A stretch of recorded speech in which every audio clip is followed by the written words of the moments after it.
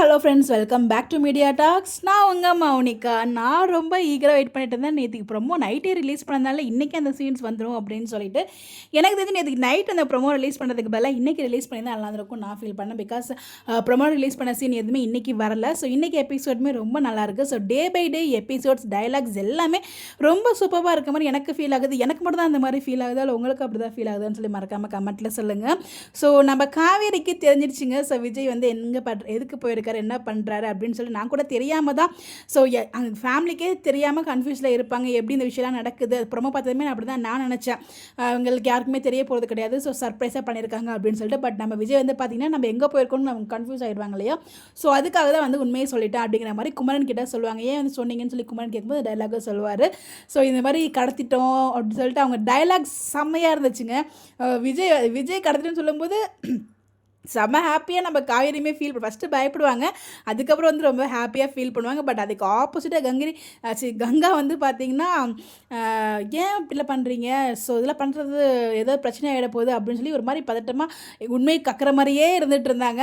But இது கங்கா வந்து பார்த்திங்கன்னா குமரனுக்கு வேறு கால் பண்ணி டார்ச்சர் பண்ணிகிட்டு இருந்தாங்க.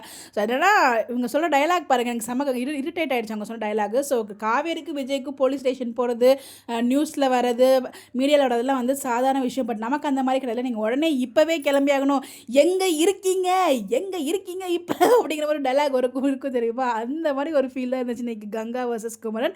பட் அதெல்லாம் விட அங்கே பார்த்தீங்கன்னா பசுபதி வந்து சென்னை வரும்போது எங்கள் வரத்துக்கு யோசிச்சிட்டே இருப்பார் இல்லையா. அப்போ வந்து சீக்கிரம் வந்து தொலைய, என்னோட உனக்கு அது டாக்குமெண்ட் தான் முக்கியமா அப்படின்னு சொல்லி அவங்க பையன் கத்துறது. ஸோ அவங்க பையன் சைலண்ட்டாக இருந்ததுனால இருக்கானா இல்லையான்னு டவுட் பட்டது. ஸோ ஓவரால் இன்றைக்கி எபிசோட் அவ்வளோ ஜாலியாக இருந்துச்சு. ஸோ நம்ம சகலைகள் 3 பேரும் சீட்டு கட்ட விளையாடினது, ஸோ சீட்டு கட்டி ஏன் அவர் கொண்டு வந்தேன்னு சொன்னது எல்லாமே ரொம்ப ரொம்ப ரொம்ப நல்லா இருந்துச்சு. பட் குட்டி வருத்தம், ஸோ நாளைக்கு நேற்றுக்கு நைட்டு ப்ரோமோ போடாமல் இன்றைக்கி ப்ரோமோ போட்டது நல்லா இருந்திருக்கும் நான் ஃபீல் பண்ணேன். இது என்னோட பர்சனலாக என்னோட ஃபீலிங். பட் எனிவேஸ் இன்றைக்கி ஒரு எபிசோட் ரொம்பவே நல்லா இருந்துச்சு. ஸோ எத்தனை பேர் என்ஜாய் பண்ணிங்க. ஸோ எல்லா நாளுமே ரொம்ப சூப்பராக போயிட்டுருக்கு.